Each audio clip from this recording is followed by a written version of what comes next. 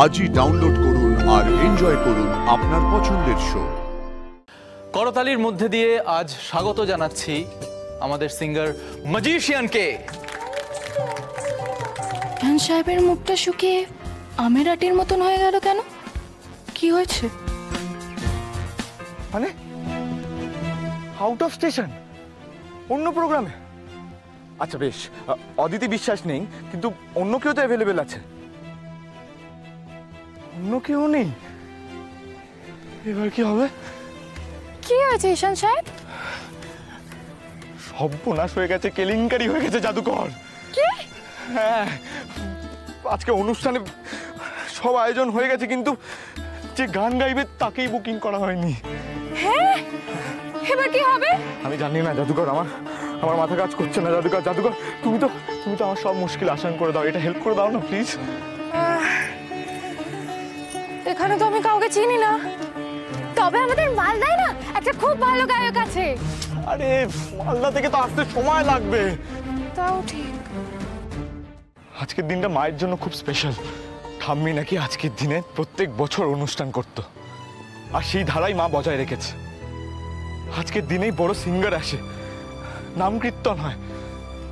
এই বছরই আমার উপর দায়িত্বটা দিয়েছিল, কিন্তু সব মাথা থেকে বেরিয়ে গেছে। জাদুকর জাদুকর আমি কিছু মনে রাখতে পারছি না। জাদুকর তুমি কিছু একটা করো, আমি কিছু মনে রাখতে পারছি না।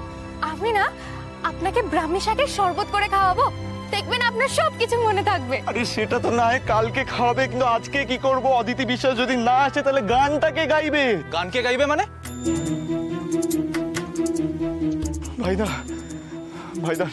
ভাইদা সর্বনাশ হয়ে গেছে। কি সর্বনাশ হয়েছে? কি হয়েছে? ভাইদা, কালকে মিটিং এর চক্করে অদিতি বিশ্বাসকে বুকিং করতে ভুলে গেছি। আজকে ফোন করে জিজ্ঞেস করলাম, বললো যে অন্য প্রোগ্রাম ধরে নিয়েছে, আউট অফ স্টেশন। এসব তুই কি বলছিস? তাহলে আজ সন্ধ্যাবেলার অনুষ্ঠানে গানটা গাইবে কে? ভাইদা আমি জানি না, তুই কিছু একটা উপায় বের কর। আমি তোর পায়ে পড়ছি, উপায় বের করবো। আজব তো। আমার কাছে একটা বুদ্ধি আছে।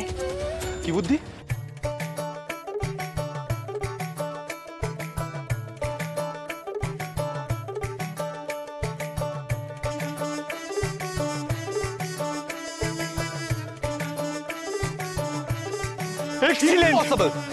হ্যাঁ মানে টু গুড আইডিয়া জাদুকর। তুমি জঘন্য আইডিয়া, এটা হবে না। মায়ের চোখকে ফাঁকি দেওয়া এত সহজ নাকি? আপনার কাছে কোনো বুদ্ধি আছে? না, কিন্তু ছাড়। তুই বল ভাইদা, তুই কি চাস যে আমার মা পিঠের চামড়া তুলে বারান্দায় ক্লিপ দিয়ে ঝুলিয়ে রাখো? না, তাহলে এসব ছাড়। এই আইডিয়াটাই আমার একমাত্র বাঁচার উপায়, মেনে নে প্লিজ।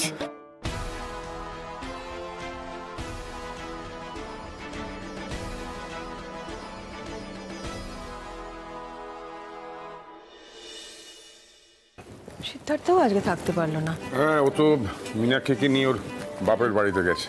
হ্যাঁ, মেশমশাই কেমন আছেন গো? বললো কিছু? বললো যে ওই আগের থেকে বেটার আছে।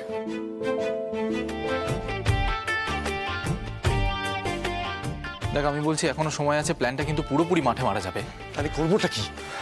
তুই মাকে সত্যিটা বলে দে যে তুই সিঙ্গার বুক করতে ভুলে গেছিস। তুই কি খেপেছিস? ইম্পসিবল। আরে কেন? তুই মাকে যদি সত্যিটা বলিস তাহলে মা ঠিক কোনো না কোনো উপায় বার করে দেবে। দেখ ভাইদা, মাকে কনফিউজ করা আর হাড়ি কাটে মাথা রাখা দুটোই এক। বাবা, দিদি কোথায়? দিদিকে দেখছি না, দিদি গান শুনবে না। সত্যিই তো, মেয়েটা গেল কোথায়?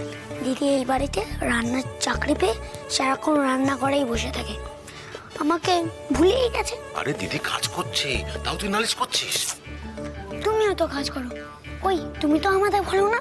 দেখ বন্ধু, আমার কাজ আর দিদির কাজে অনেক তফাৎ। দিদি কত বড় কাজ করে বলতো, রান্না করে কর্তা আমাকে খাওয়ায়, ওর ঘাড়ে অনেক দায়িত্ব। তো দিদি সবটা সুন্দর করে সামলাক, তাতেই আমি খুশি। ভাইদা, জাদুকর সবটা সামলে নেবে। কনফিডেন্স ভালো ঈশান, ওভার কনফিডেন্স না। এই শোন, তুই ক্যাশ থাকতো। কি কি মানে কি? কে?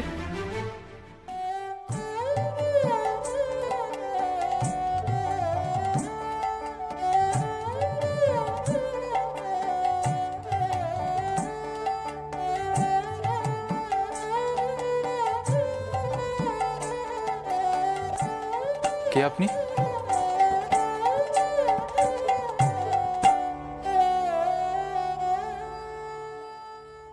কি ব্যাপার রাজ, অনুষ্ঠান শুরু হচ্ছে না কেন এখনো?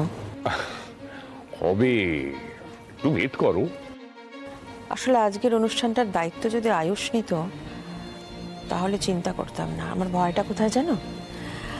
আজকের এই সব অনুষ্ঠানের দায়িত্ব নিয়েছে ঈশান। তুমি ঈশানের উপর ভরসা করতে পারো, ও বড় হয়েছে, ও নিশ্চয়ই দায়িত্ব নিতে শিখেছে। তুমি জানো রাজ, আজকের দিনটা আমার কাছে কতটা ইম্পর্ট্যান্ট। আর আজকে আমি কোনো বিষয় এতটুকুনি কোনো ভুল ত্রুটি চাই না। হবে না, তুমি নিশ্চিন্ত থাকো। আজকের গায়িকা জাদুঘর শোন, তুমি তো পা দিয়ে দিয়েছো। কি চিনতে পারলে না তো? না, শুধু মা কেন, ব্যোমকেশ বক্সী, ফেলুদা, যে কোনো গোয়েন্দা চক্র ফাঁকি দিয়ে দেবে তুমি। হ্যাঁ সত্যি তোমাকে একদমই চেনা যাচ্ছে না, কিন্তু আমার মনে হয় না মাকে মিথ্যে বলাটা ঠিক হবে। ঈশান, ঈশান তুই মাকে সবটা সত্যি বলে দে। সবটা স্মুথলি যাচ্ছে, যেতে দে না, এরকম কেন করছিস? জাদুকর শোনো, তোমাকে না গান গাইতে হবে না, ওই হাত পা নাড়ালি হবে। আরে না না, আমি পারবো। আমি জানি তুমি পারবে, সেটা নিয়ে কোনো সন্দেহ নেই। আমি এত খাটবে কেন, আমি আছি তো, সবটা ম্যানেজ করে নেবো, চাপ নিও না। This is not right Ishaan, this is absolutely not right. আমি মাকে মিথ্যে বলতে পারবো না। তোকে মিথ্যা কথা বলতে বলেছি? তুই শুধু সত্যিটা আড়াল করবি, ব্যাস। তুই এবার শোন, তুই যাবে তুই বুঝতে পারছিস না, যা যা যা যা যা যা।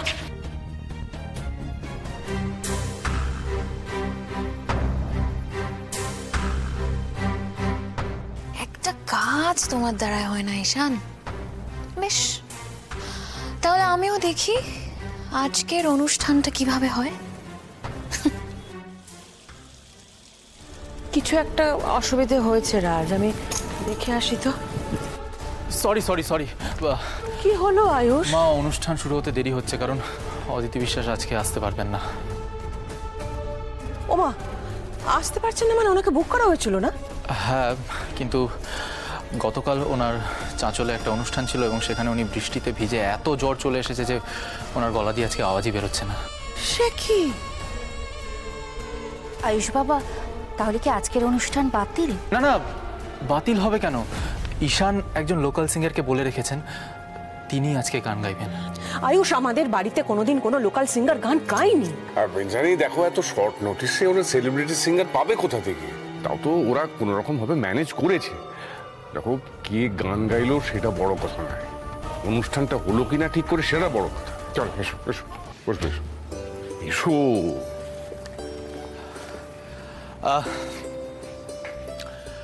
করতালির মধ্যে দিয়ে আজ স্বাগত জানাচ্ছি আমাদের সিঙ্গার ম্যাজিশিয়ানকে।